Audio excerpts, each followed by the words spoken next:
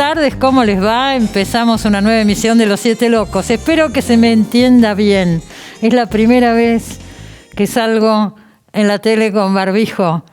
Y bueno, lo hago por muchos motivos, porque el canal ha decidido hacerlo. Y yo lo comparto, porque es una manera también de cuidarnos todos y dar el ejemplo. Yo hasta ahora usaba el barbijo en el camarín para andar por acá, pero no cuando salía al aire. Me vacunaron el otro día, pero hay un plazo hasta que empiece a funcionar la vacuna, y en esos días estoy, así que con más razón tengo que tener mucho cuidado. Todos tenemos que tener mucho cuidado. Y ojalá todo esto sirva y pronto podamos de a poco ir volviendo a la normalidad. No se sabe. Bueno, hoy, cosas buenas noticias de hoy. Tenemos dos excelentes escritores argentinos hoy en el programa. Les pido que los escuchen atentamente. Está Pedro Mayral en el próximo bloque. Se reeditó su libro El Gran Surubí, un libro que tiene ya unos cuantos años, pero bueno, el que no lo leyó realmente vale la pena. Y el que lo leyó también, porque es una edición preciosa, con dibujos de Pedro Strucker. No sé si lo dijo bien, y menos con el barbijo puesto, pero bueno, ya vamos a hablar de eso en el próximo bloque. Y en el primer bloque, un invitado que ya mismo presentamos. Ahí va.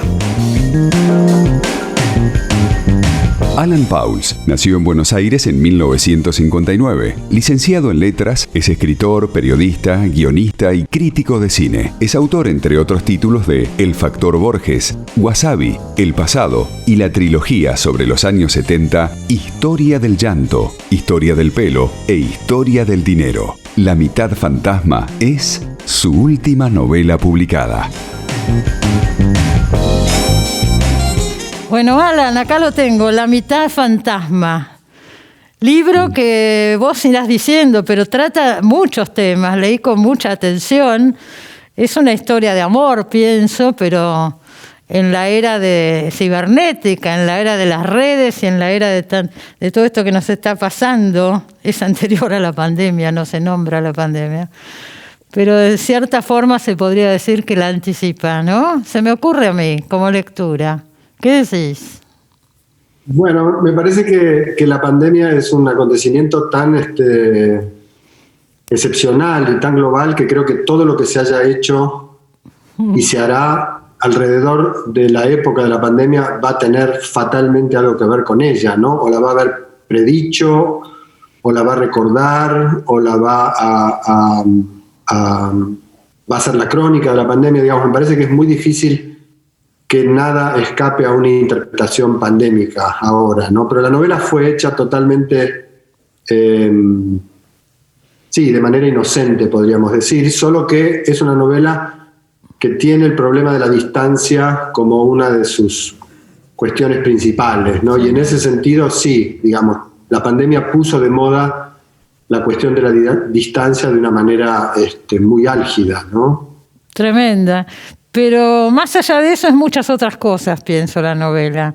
El protagonista, hay un protagonista que es, qué sé yo, es compulsivo, es inseguro, tiene fobias, manías, que va depositando en distintos lugares. Por ejemplo, empieza la novela y nos enteramos de que esta persona, este hombre, le gusta en ese momento ir a visitar departamentos en alquiler, aunque no tenga planeado mudarse. Entonces va y se mete en las vidas de los demás y está mirando cómo son las casas y la intimidad de las personas y se entretiene, y hay páginas y páginas donde él se entretiene muchísimo con esto. Después cambia y empieza a comprar compulsivamente cosas por internet. Por eso digo que todo esto está muy mezclado con el tema de la pandemia anticipadamente. Y después todo eso lo reemplaza por un amor. Y ahí también se lanza de cabeza. Contá vos un poco, porque estoy contando todo yo al final. No, sí, es un poco el camino que hace Savoy, el protagonista de la novela, que de algún modo es una persona que tiene ya cierta edad, es un señor maduro, bien conservado, pero maduro, y que tiene 50 más o menos. Más o menos, alrededor de los 50, y está como ya muy familiarizado con vivir en una especie de nido muy confortable y muy seguro, y que en algún momento empieza como a sentir cierta necesidad de salir a ver mundo.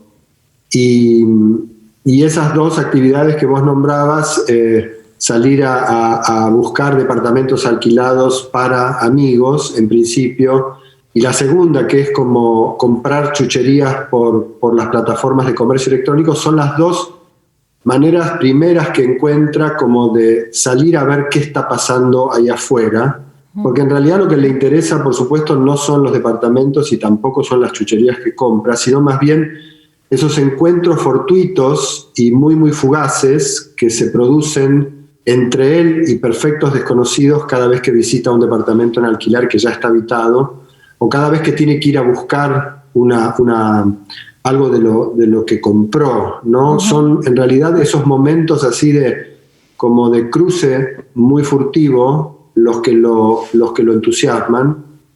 Y después, digamos, la tercera fase de esa salida al mundo es, como vos decías, el encuentro con Carla, que es su falsa media naranja, ¿no? Ese es otro tema, pienso, de la novela, ¿no?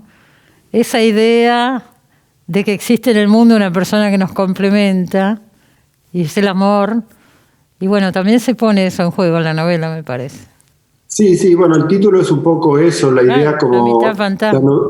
La novela discute un poco esa idea, ¿no? Esa superstición medio platónica de que el amor es la reunión, digamos, de dos mitades que fueron en algún origen muy remoto separadas, ¿no? La idea del otro como la mitad que te falta, como la mitad que te complementa, como la mitad que te hace perfecto, ¿no? Me temo que la novela piensa radicalmente distinto, piensa más bien que los amores, incluso los amores felices, están compuestos de proporciones completamente irregulares, ¿no? No es 50 y 50, es más bien 90 y 85 o 420 y 1003, y son esas cantidades o esos porcentuales completamente desproporcionados los que se encuentran cuando dos personas se encuentran, pero también está la idea un poco muy, muy fogoneada por la vida digital, digamos, tanto la vida, por ejemplo, sexual o erótica o sentimental digital, como la vida de consumo digital, que es la idea de que en alguna parte allá afuera, y allá afuera siempre es Internet, está el servicio, el bien, el cuerpo, el objeto que se ajusta perfectamente a tus necesidades, claro, ¿no? O sea, esa superstición de la mitad, que es una superstición muy vieja en el campo amoroso, hoy tiene una especie de nueva versión, que es la versión digital, por la cual se supone que cada uno de nosotros tendría que satisfacer todas sus necesidades, porque allá afuera en Internet está exactamente lo que estamos buscando, ¿no? Exactamente. Nunca sabemos en la novela qué piensa Carla de todo esto, porque está todo el tiempo la visión de él. Él la ama profundamente, pero de Carla no estamos tan seguros. Bueno, hay un atisbo, digamos, de lo que le pasa a ella por la cabeza al final de la novela, cuando Carla, de una manera quizás inesperada, toma la palabra finalmente, pero es cierto que la novela se interesa más bien por la perspectiva de Savoy, en parte creo porque para mí lo interesante del enamoramiento, que es un poco el fenómeno del que se ocupa la novela, más que el amor, sino ese momento como de flash, ¿no? de flechazo, de relámpago, es un poco como cómo se pone a trabajar una cabeza en ese primer momento amoroso, ¿no? De qué manera una cabeza empieza a fabular, empieza a imaginar, empieza a interpretar, empieza a sospechar a partir de los signos que la otra persona o las situaciones en las que entra con la otra persona le presentan, ¿no? Hay una vez más un cierto costado como de delirio en el amor que a mí me interesa mucho trabajar en la novela. Seguro, y más en este caso que ellos se conocen, pasan, no sé, un mes juntos y después Carla se va, porque Carla tiene una vida muy peculiar, ahora vamos a contar eso, pero ella se va. Entonces la relación sigue por las redes. Y ahí empieza. Sí, en realidad, o sea, nunca más que por las salieron redes, sigue por Skype. Sí. Sigue por Skype, que es la única tecnología o la única aplicación que Savoy está en condiciones de utilizar, dada su discapacidad, su profunda discapacidad tecnológica. Bueno, eso también habla de algo generacional, ¿no? Y está bien, porque no es solo Savoy, es el esfuerzo que nos pasa a todos, a mí por supuesto, por entrar en este mundo de las redes, que uno siempre queda atrás, ¿no? Siempre hay algo que no sale del todo. Exacto. Bueno, la novela tiene en ese sentido algo de comedia, que es como el intento desesperado que hace este cincuentón por, no sé si ayornarse, pero por lo menos por alcanzar el último vagón del tren que ya sabe que perdió. Por eso la novela, digamos, gira mucho alrededor del Skype, que es una tecnología que ya era un poquito anticuada en 2019, cuando yo estaba escribiendo la novela, y que después en 2020 con la pandemia se volvió a poner curiosamente de moda, ¿no? Pero básicamente la relación es por Skype y después por teléfono, pero de una manera también muy asimétrica, porque por supuesto el personaje de Carla, de la mujer, anda por el mundo cuidando casas y tiene siempre teléfonos inteligentes último modelo, y Savoy en cambio se aferra desesperadamente a su pequeño teléfono monocromático chorro de tinta, que lo único que tiene como capacidad es la de mandar mensajes, ¿no? Entonces, en rigor, el Skype es el campo de batalla donde se dirime esta relación amorosa. Y ahí pasa esto que es cierto lo que decís. Uno, como te estoy viendo yo ahora a vos, ¿no es cierto? Uno ve un fondo y imagina cosas. Cuando aparecemos en Skype, aparecemos mostrando parte de algo, o de nuestra casa, o no sé dónde estamos, pero se nos ve en un contexto. Y él ahí empieza a imaginarse cómo es la vida de ella, porque ella tiene una vida además muy peculiar, porque vos lo has dicho recién, se dedica a cuidar casas en todo el mundo. O sea, alguien se tiene que ir de viaje o lo que fuera, y allá va Carla y se instala en la casa, cuida a las mascotas, qué sé yo, riega las plantas. Es así, ¿no es cierto? No cobra por esta tarea. No, es como una especie de economía de trueque. Claro. Vive durante X tiempo, 2 semanas, 3 semanas, un mes, en una casa que es de otros, pero que está perfectamente instalada, está amueblada, tiene todo lo que hace falta para vivir, y en realidad es una especie de trueque como de servicios, ¿no? Prácticamente no hay dinero en juego, y ella básicamente vive de lo que recauda dando clases de idiomas por internet, ¿no? Eso, o sea que prácticamente también no toca dinero. Claro, pero habla de una persona muy particular, ¿no es cierto? Alguien que se dedica a esto tiene características muy particulares. Es una vida totalmente desarraigada. Vive 3 semanas en Praga, 2 semanas en París, después en Buenos Aires, y así vamos.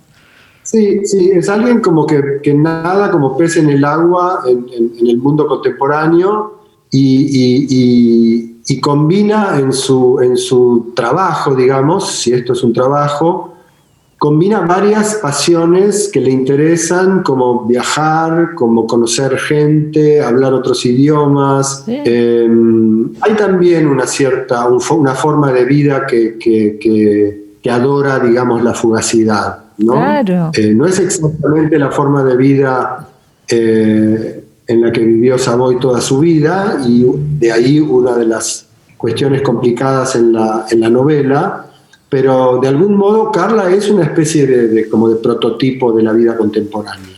Cuando empezaste con esta novela, ¿cuál fue el disparador? ¿Vos querías contar una historia de amor? ¿Querías hablar de este tema de las relaciones con los medios a distancia? ¿Cómo surgió para vos?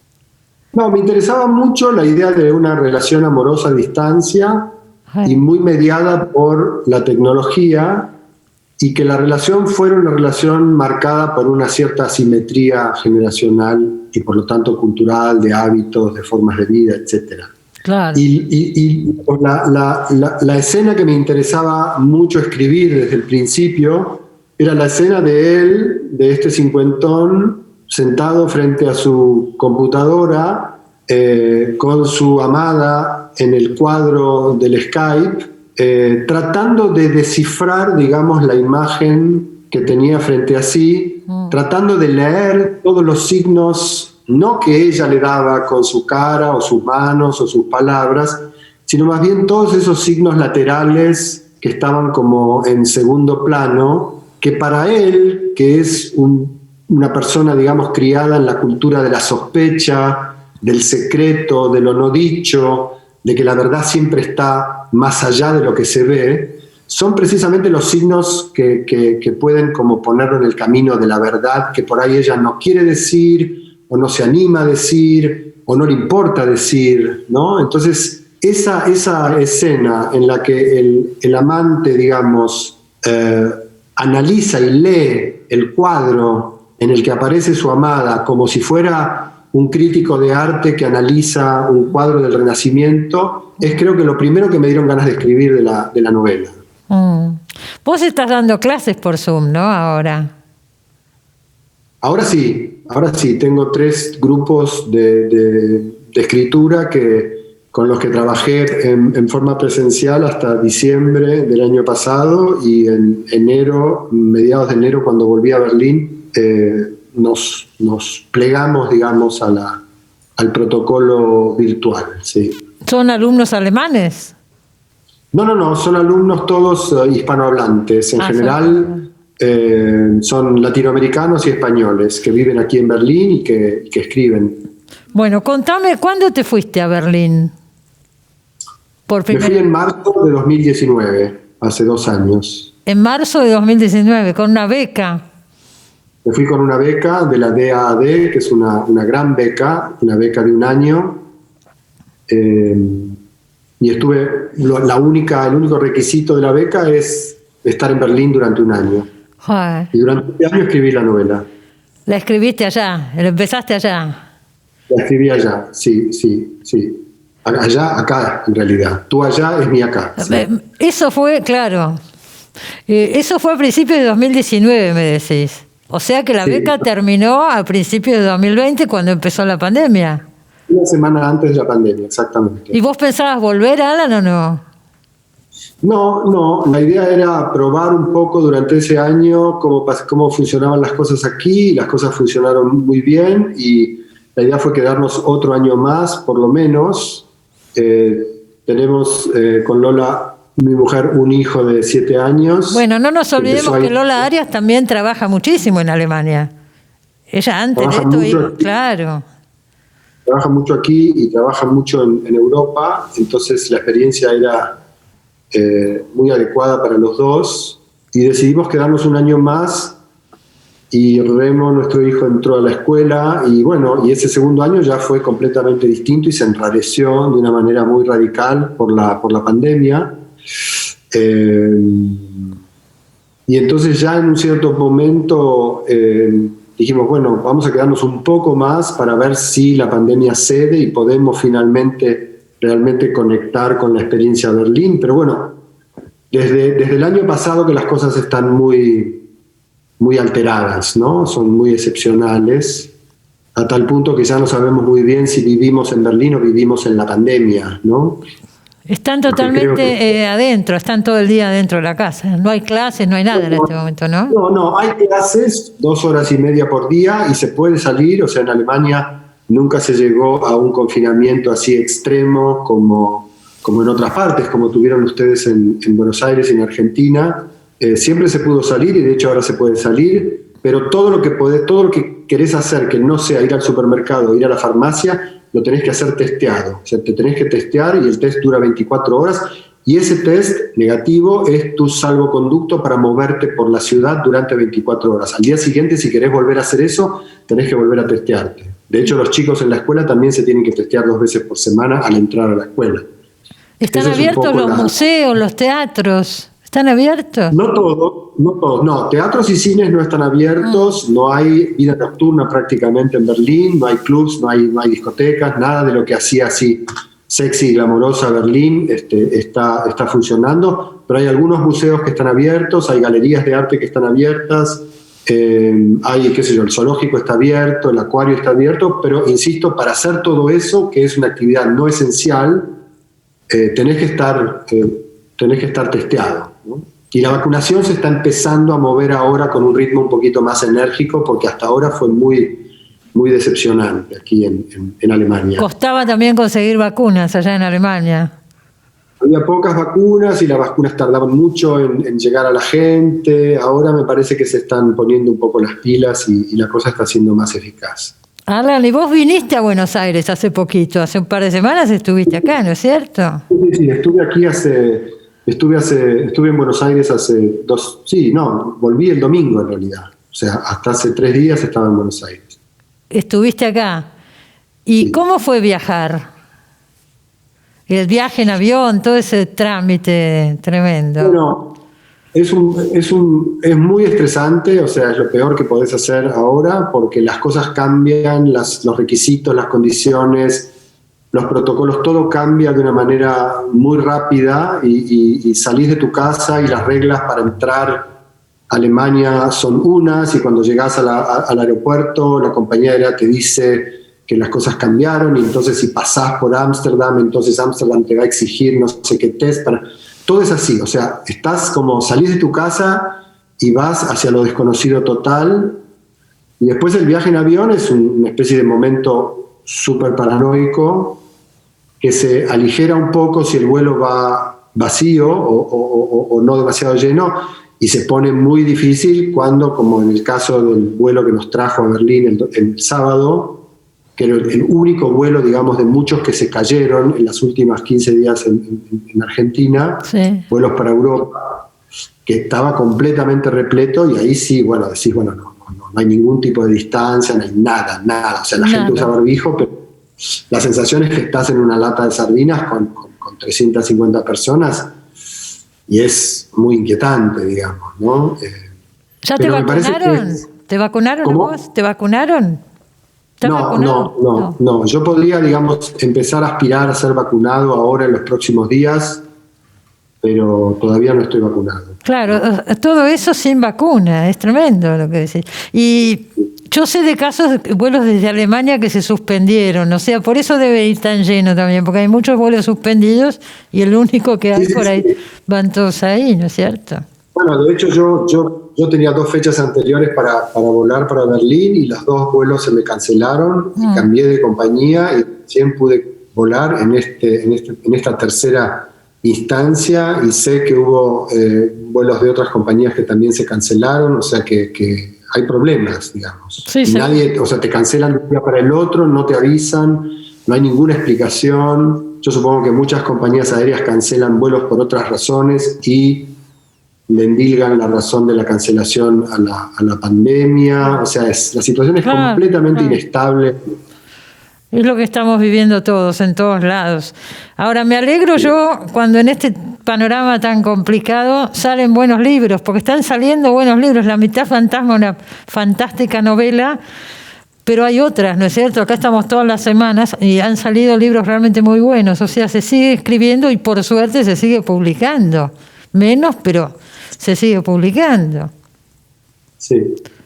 No sé bueno, la literatura, que de todas las prácticas así, es la que menos tendería a sufrir, en el sentido de que uno está bastante acostumbrado a estar solo y está bastante acostumbrado a estar encerrado. Los escritores, por supuesto. Sí, me parece que los escritores en ese sentido son los que menos sufrimos, digamos, a priori, por lo menos las restricciones más elementales. Creo que, no sé, la gente que hace teatro, la gente que hace cine, la están pasando, ¿no? pésimamente. Hay algo como grupal o colectivo que es muy, muy fundamental para ese tipo de prácticas, que efectivamente está completamente como puesto en suspenso ahora, ¿no? Sin duda.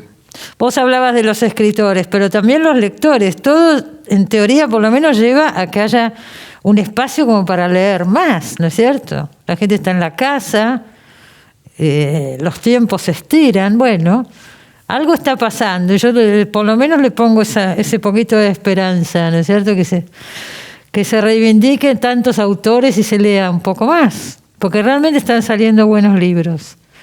Ojalá. Ojalá. Sí. Bueno, yo me alegro de verte, aunque sea así, hace mucho que no nos veíamos. Con todos tus últimos libros has estado en este programa. La última vez que viniste no me acuerdo con cuál fue, pero no hace tanto, era 3 años, 2 años. No, Trance, con el libro, con el ensayo sobre la lectura. Trance, sí, es verdad, Trance. Es verdad, es la última vez que viniste. Bueno, todos los anteriores, por supuesto. Suerte, Alan, suerte y bueno, ya nos veremos. Suerte para vos y cuídense mucho. Igualmente, chao. Señores, acuérdense, La mitad fantasma, la nueva novela de Alan Pauls, por supuesto que la recomendamos. Pedro Mayral en el próximo bloque, qué lindo programa, no se vaya.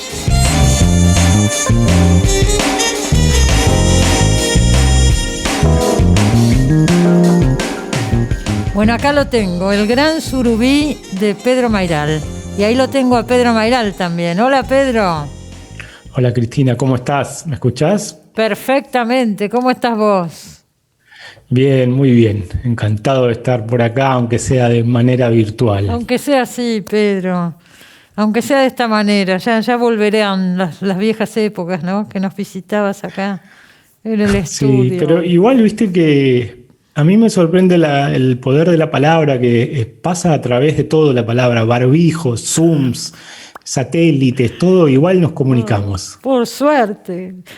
Hoy es el primer día que salgo al aire con barbijo. Decían, mirá las cosas, si me lo hubieran dicho en algún momento, digo, no puede ser. Y acá estamos, como uno se va adaptando a todo. Totalmente, bueno, hay que cuidarse y ojalá pronto estemos todos vacunados y ya podamos estar cara a cara, ¿no? Ojalá que sí. ¿Te vacunaron ya, Pedro? No. Todavía no. No, pero ojalá pronto. Yo tengo 50, así que en algún momento me tocará. Ya te va a llegar, sí, por suerte. Bueno, El Gran Surubí, ¿en qué año se publicó por primera vez El Gran Surubí? ¿Te acordás? Ese libro se publicó en el 2012 en una serie de números que salieron de la revista Orsay, 6 números en el 2012 a lo largo del año. Y lo escribí para la revista así como en forma de folletín, por entregas. Y después salió en una edición con unos dibujos de Jorge González, preciosa, que lo publicó Orsay. Y ahora hicimos con MC y con Pedro Struckel, el dibujante, hicimos esta edición lindísima con los dibujos de Pedro, que tiene un dibujo lineal muy lindo. Y que además, bueno, tiene formato libro. El otro era más como libro objeto. Esto es un formato libro. Es un formato libro, pero también es un objeto lindísimo con estos dibujos de Pedro, ¿no? Me gusta muchísimo, digo. Responde muy bien al texto. Qué bueno que te guste. Sí, mucho, lo disfruté muchísimo. Y pensaba en este libro. Vos venías de escribir Una noche con Sabrina Lab. ¿Y después salió El Gran Surubí o hubo alguno en el medio? No, ahí ya había escrito Salvatierra, ya había escrito El año del desierto. Claro. Había escrito ya varias cosas y estaba en una crisis profunda con la narrativa y tenía que entregar esta especie de novelita por entregas a Orsay y no me salía en prosa, no me salía. Y como tenía un costado medio Martín Fierresco, intenté escribirlo en versos de 8, al Gran Surubí, y no me salió. Entonces dije, ¿por qué no lo intento en versos de 11, que es lo que yo venía escribiendo con los sonetos, los pornosonetos? Los pornosonetos. ¿Pero eran anteriores, claro, los pornosonetos a este libro? Sí. Y así salió esto, que son sonetos, es una novela escrita en sonetos, versos de 11, y yo ya tenía la musiquita del soneto en la cabeza. Así que no lo escribí en sonetos por esnobismo, sino porque no lo pude escribir de otra manera, aunque parezca extraño. No. La forma me ayudó a escribir. Sí, no me parece nada extraño porque uno lo lee y está totalmente logrado, o sea, fondo y forma son lo mismo en un punto. Ahora, la historia es tremenda y delirante, pero además tremenda, ¿no? Sí. Lo que se está contando. Contalo vos, no lo voy a contar yo. Es un libro oscuro. Y un grupo de amigos escritores están jugando el fútbol de los jueves, ese fútbol 5, sí.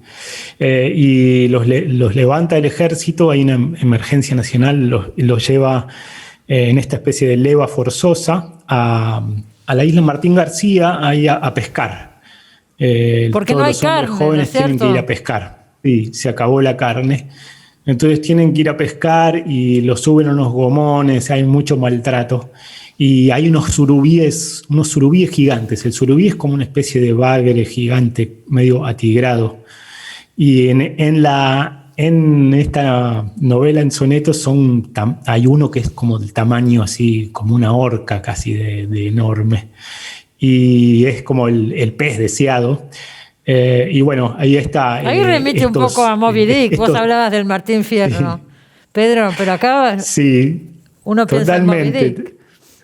En la Hay ballena. un cruce ahí de Martín Fierro y de Moby Dick y también un poco del Entenado, si se quiere, porque hay escenas de canibalismo. En un momento se pone muy agresiva la cosa. Tiene algo de pesadilla, no sé si te pareció, Cristina, que hay algo de pesadillesco. Absolutamente, absolutamente pesadillesco, tremendo, fuerte, y todo narrado con los sonetos. Para mí fue una revelación, porque yo voy a confesar que no lo había leído antes. Cuando salió no lo leí.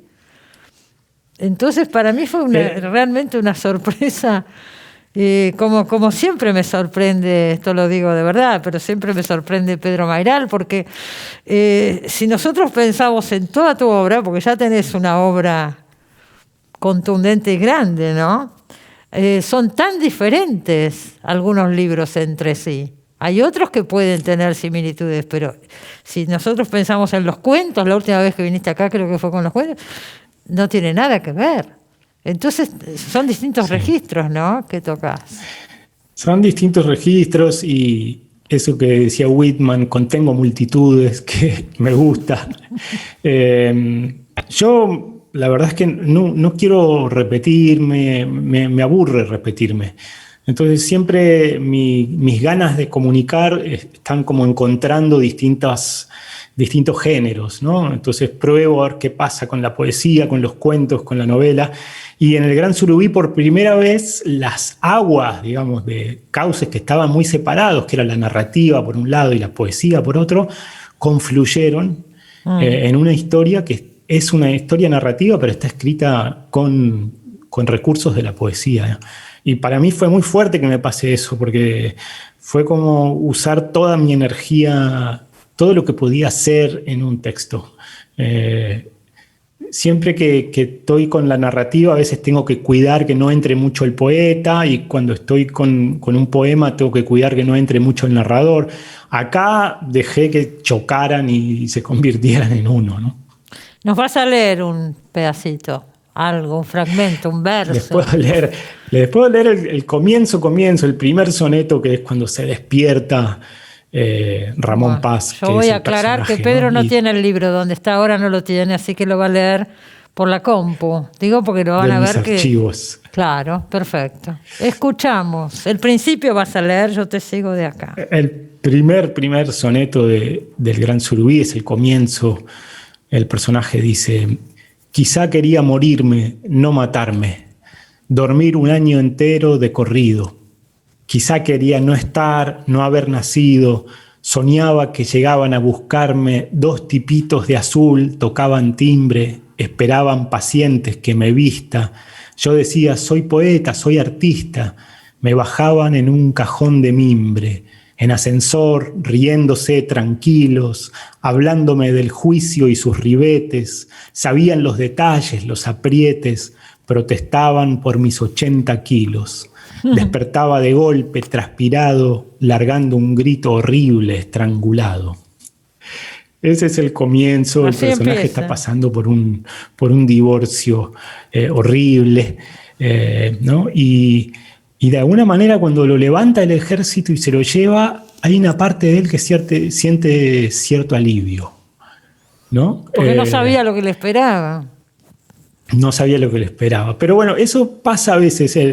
Me acuerdo de las memorias de Robert Graves, donde se alista en el ejército para ir a la guerra para no meterse a estudiar en Cambridge, porque no quería estudiar. No sabía lo que le esperaba, claramente. Claro, Hay una idea un poco ingenua a veces, ¿no?, de esos reclutamientos. Y bueno, después se le viene la noche encima. Se le viene la noche, pero después de la noche viene algo absolutamente poético que le sucede y conmovedor, te diría, además. No voy a contar, obviamente que no, pero me está costando no contarlo. Digo, despega de toda esta sordidez que estamos hablando y bueno, vuela, ¿no? Sale de ahí. Sí, ahí eso me encantó hacerlo porque él, bueno, digamos un poquito, pero de golpe queda enganchado al gran surubí y el pez lo arrastra para nada arriba. Él se deja llevar porque se está escapando también, ¿no es cierto? De sus captores. Y esa vinculación con lo natural y la fuerza de la naturaleza y la fuerza del verso, yo quería que fueran una misma cosa. Alguien queda enganchado. Yo cuando me pongo a escribir algo y estoy como tan en sintonía con ese texto, también quedo como enganchado al gran pez, me dejo arrastrar por eso. Y encima entrar al litoral, que es mi zona, mi lugar que me gusta escribir, ¿no? Ya lo hice en Salvatierra. Entrar a esa zona de los grandes ríos y las islas, los camalotes y la zona de los pescadores, ¿no? Había algo muy onírico en esta historia, muy de pesadilla, pero que, como vos decís, se vuelve medio sueño, un sueño un poco más, por un momento pareciera más plácido. Estaba pensando que cuando salió este libro la primera vez, y lo mismo Salvatierra, etcétera, vos venías de ganar el premio Clarín y de toda esa cosa de grandes bestsellers, y empezaste a publicar en editoriales chicas. Y este libro, me decís, salió en folletín por entregas. Ahora lo toma un gran grupo también que te está editando toda la obra. Entonces, yo recién ahora, yo cuando salió en folletín no lo vi, por ejemplo, y le debe haber pasado a mucha gente. Digo, entonces ahora, bueno, yo me alegro un montón que este libro salga, ¿no es cierto? Sí. Son sonetos, por un montón de cosas que uno diría van a editoriales más chicas, y sin embargo... Sí, es un libro que en un primer momento para una editorial así grande puede ser dudoso, ¿no? Porque ¿qué vamos a hacer con esto? Es poesía, pero es narrativa, ¿no? No saben dónde ponerlo. Por eso yo creo que hay una apuesta ahí en MC con Mercedes Guiraldes, hay una apuesta de apostar por mi obra, cosa que les agradezco muchísimo, ¿no? Y yo experimento muchas veces con editoriales chicas, sí, cuando hago mis experimentos más bizarros, a veces publico con editoriales chicas primero las cosas, sí. Y es porque encuentro espacios ahí. Yo creo que uno como autor tiene que encontrar espacios de juego, ¿no? Espacios alternativos, ¿no? Y los editores, a mí me gusta mucho que los editores estén entusiasmados con lo que hago. Entonces, Cassiari estaba en llamas. Cassiari es el que publicó El Gran Surubí, claro. Sí, cuando lo publicó en Orsay. Damián Ríos, cuando le mandé El Año del Desierto, lo quería publicar en Interzona. Y así, o sea, yo voy encontrando editores más que editoriales. Me interesa mucho trabajar con gente y ahora la verdad es que hacer este libro con Mercedes Guiraldes y que aceptaran que lo hiciéramos con Pedro Struckel, el dibujante, y lo diseñó Juan Ventura. Esa es la manera en que me gusta trabajar los libros, ¿no? Hacer algo con editores que están entusiasmados. Seguro. Bueno, te podés dar el lujo de hacerlo, digo. Tenés toda una obra que puede ser. Claro, obviamente, es así. Sí. Yo creo la última vez que viniste acá fue cuando salieron los cuentos completos, que no se llamaba Cuentos Completos, no me acuerdo qué nombre le pusieron. Breves Amores Eternos. Breves Amores Eternos, que eran 2 libros en uno y reunía toda tu obra de cuentos. Ahí hay cuentos maravillosos también que de paso me gustaría recordar, porque realmente... hay cuentos fantásticos. Qué bueno. Y vos creo que me dijiste ahí que te reconoces más como cuentista, pero sos ensayista además, tenés ese libro de ensayos que también estuviste en el programa hace unos años. Sí, pero me dijiste que te reconocías más como maniobras de evasión y novelista y todo lo que ya sabemos, pero decís que te reconoces más como cuentista, dijiste eso, ¿eh? ¿Es así? Sí, lo recordás muy bien. Sí, bueno. Sí, porque me considero un poco como un falso novelista, en el sentido que no soy de esos novelistas que hacen novelas polifónicas, con toda la historia de una familia y muchos personajes así. Soy más de una historia lineal que por ahí quizás se puede alargar y se convierte en novela, ¿no? Como en La Uruguaya. La Uruguaya, estaba pensando. Pero es un personaje yendo por una serie de obstáculos. Entonces puede ser que a veces llegue a la novela, pero en general mi matriz más básica es de cuentista, es de poeta. Entonces a veces me estiro a la novela, pero me cuesta mucho el formato, lo siento como una obligación a veces, ¿no? Como que tenés que escribir novelas desde el status quo así, literario, porque eso es lo que se vende. Y la verdad es que, digamos, pocas veces me sucede que me salen novelas. Yo escribo cosas y a veces terminan siendo una novela, ¿no? Pero sí, soy como de historia intensa y más breve. Bueno, La Uruguaya es una novela breve. Es breve y contundente. Sucede en un día, sí. Se está por hacer la película. Sí, finalmente. Este año. Sí. ¿Cómo? ¿Ahora con la pandemia? Sí, vamos a ver qué pasa. Digamos, están en etapa de guión y la quieren venir a filmar a Uruguay. Y bueno, eso supuestamente para agosto, si la cosa está más vacunada, podría empezar la filmación en Balizas y la va a dirigir Ana García Blaya y está toda la comunidad Orsay con un sistema de productores asociados, que es la gente que compró bonos para ser productor. ¿En serio? Y es genial lo que hizo Cassiari. Así que es un genio, tiene una cabeza, Hernán, que siempre me sorprende. O sea, armó una productora de esta manera, con gente que se acerca y quiere colaborar con el proyecto. Exactamente, ¿Es así? la comunidad Orsay.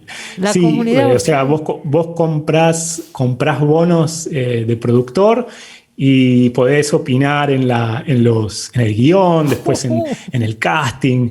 Y hasta después quizás salís ahí al fondo de extra en la película. Oíme, si alguien que está escuchando quiere comprar bonos, ¿qué hay que hacer? Se tienen que meter en Audiovisual Orsay y lo googlean y ahí lo pueden ver. Creo que están casi todos vendidos, pero a lo mejor hay algunos todavía. O sea que Cassiari ya juntó la plata para hacer la película. Eso es impresionante y lo hizo en muy poco tiempo. Así que, bueno, una aventura muy divertida. Pero ¿no estaba Diego Peretti también que quería filmar La Uruguaya? Diego Peretti, en la productora anterior que tenía los derechos, estaba Diego Peretti y creo que todavía no está bajado eso, o sea que puede haber posibilidad. La directora dijo hay que hacer castings y ver cómo se llevan los actores, si hay química entre la actriz y el actor, así que eso quedará un poco en decisión de directora y productores. Y yo digo, ¿vos vas a trabajar en el guión? Yo ya hice una primerísima versión muy, muy básica. Y ahora me van a mostrar la escaleta, lo que se llama la escaleta, que es cómo quedaría de alguna manera resumen la versión. Sí, y lo lindo, por lo que me estoy enterando, yo voy a trabajar después cuando ya esté hecho eso, es que la película no va a ser una versión ilustrada de la novela, sino que va a abrir puertas que están como apenas entreabiertas en el libro. O sea, va a ir hacia zonas en las que el libro no va, porque la voz narrativa está bastante acotada porque es la de Lucas Pereira, ¿no? Además le habla a la ex mujer, a la mujer. Sí. Eso es muy difícil de llevar al cine. Claro. Exacto, eso es muy difícil. Eso es muy difícil de hacer. Ya hablamos bastante de eso con los guionistas, de que evitar la voz en off y que haya mucha explicación así del monólogo interior. Eso, si lo que no se pueda traducir a imagen, a lenguaje cinematográfico, queda por el camino, eso es inevitable. Hay que cambiar de lenguaje, de la palabra a la imagen. Y ahí se pierden cosas siempre. Pero se ganan otras. Estás muy entusiasmado con eso, ¿cierto, Pedro? Sí, me gusta mucho. Sí, porque pensá que cuando hicieron Una noche con Sabrina Lau, yo no participé nada. Y me quedé siempre como con la sangre en el ojo, a pesar de que la película me parece que está muy bien lo que hizo Agresti. Pero claro, ahora pero era tu primer libro, eras un chico, ahora podés negociar de otra manera estas cosas. Y además ya entendí que hay que soltar, que tienen que hacer otra cosa, que no tiene que ser fiel al libro. Y entonces ya estoy más grande, ¿Estás en Uruguay por eso ahora? Sí, vine, en realidad me invitaron a dar unos seminarios el año pasado y justo cuando pasamos con mi mujer y mis hijos bajaron la persiana de la frontera y nos fuimos quedando y como todo lo que hacemos, mi mujer y yo, es por Zoom o sea, trabajamos ya con los seminarios que doy en forma digital, nos fuimos quedando y después dijimos, ¿y qué pasa si nos quedamos en Montevideo? Así que ahora empalmo con la producción de La Uruguaya. Pero no es una cosa que me vine a vivir a Uruguay para siempre, no sé, es una cosa que está sucediendo ahora y que vamos a ir viendo. Ya no importa tanto dónde está el cuerpo de uno, ¿no? ¿Viste? Para los trabajos. Si tenés la suerte de tener un trabajo así digital, ¿no? Sin duda. Y además tampoco es momento de hacer muchos planes, ¿no es cierto? Vamos viendo qué pasa y total, cómo sigue sí. todo. La pandemia va escribiendo las reglas todas las semanas. Eso también es bastante curioso, ¿no? Así es. Me alegro mucho de verte y de haber charlado un ratito. Y igualmente, no Cristina, muchísimas gracias por esta invitación. Y la alegría de haber leído El Gran Surubí. Y ahora que me entero que viene la película, si se puede viajar, me voy yo también a ver las grabaciones ahí en Balizas. Es maravilloso. Te esperamos. Te juro que si me dejan voy. Chau, Pedro. Hasta pronto. Chau. Gracias. A vos. Bueno, acuérdese, El Gran Surubí de Pedro Mayral. Imperdible este libro. Nos queda un bloque todavía. Enseguida volvemos. No se vaya.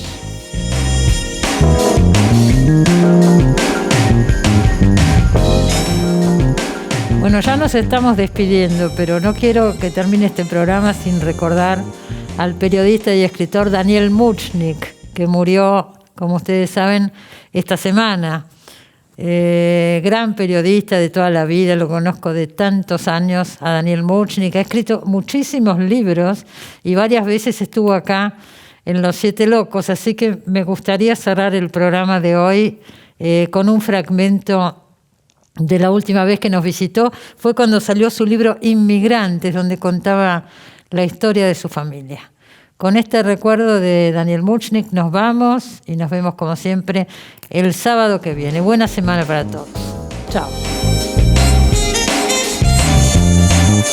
Acá lo tengo, Inmigrantes, de Daniel Muchnik. Yo me acuerdo, Daniel, que viniste con tu libro anterior y contaste que estabas escribiendo Así es. Que es un poco la historia de la inmigración, pero sobre todo la inmigración judía y la historia de tu familia. Así es, ¿no? Sí, la inmigración rural judía. Sí, ojo, rural. Rural. Por eso es 1860, 1914. Después claro, toda la inmigración se hace urbana, prácticamente. Esa es otra historia. Esa es otra historia para contar. Que ya contarás. Así es. No, la vas a ver. Sí, no, tengo muchas ganas de contarla. Pero esta es la historia que te debe tocar mucho. Porque la historia claro, es una historia emocionante. Es la historia de mi bisabuelo, de mi abuelo, y un poco de mi papá también, de mi padre, claro, que nació en las colonias, ¿no? Que nació en las colonias. Que nació en las colonias. Siempre me pregunté por qué habían venido. Bueno, había razones para que vinieran.